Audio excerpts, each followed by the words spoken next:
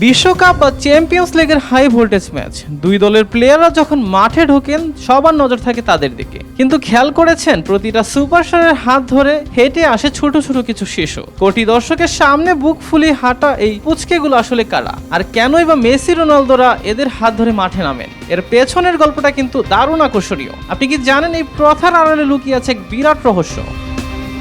এই খুদেদের বলা হয় প্লেয়ার এসকর্ট। 1990-এর দশকে শুরু হওয়া এই প্রথার মূল উদ্দেশ্য ফুটবলকে শান্তি, সৌহার্দ্য ও সম্প্রীতির প্রতীক হিসেবে ফুটিয়ে তোলা। শিশুরা হলো ভবিষ্যতের প্রতিনিধি। মাঠের চরম প্রতিদ্বন্দ্বিতার মাঝেও এই নিষ্পাপ মুখগুলো মনে করিয়ে দেয় খেলাধুলার মূল ভিত্তি হলো পারস্পরিক সম্মান। এছাড়া বিশ্বজুড়ে শিশু অধিকার রক্ষা এবং নতুন প্রজন্মকে ফুটবলের প্রতি আগ্রহ করে তুলতেও ফিফা ও উয়েফা এই উদ্যোগকে স্থায়ী রূপ দিয়েছে।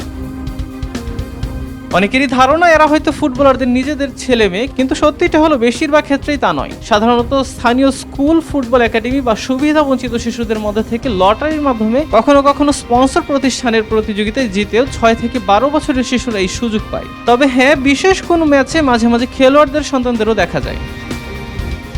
ম্যাচের দিন এই খুদেদের স্পেশাল জার্সি দেওয়া হয় এবং মাঠে নামার আগে চলে কঠোর মহড়া। ক্রিশ্চিয়ানো রোনালদো বা নেইমারের মতো আইকনদের হাত ধরে যখন তারা হাজারো গর্জনে ফেটে পড়া স্টেডিয়ামে ঢোকে, সেই কয়েক মিনিট তাদের জীবনের সেরা মুহূর্ত হয়ে যায়। অনেক শিশু পরবর্তীতে এই অনুপ্রেরণা থেকেই বড় ফুটবলার হওয়ার স্বপ্ন দেখে। জয় পরাজয়ের ঊর্ধ্বে উঠে ফুটবল যে মানুষকে মেলাতে পারে, প্লেয়ার এসকর্টরাই তার সবচেয়ে বড় প্রমাণ।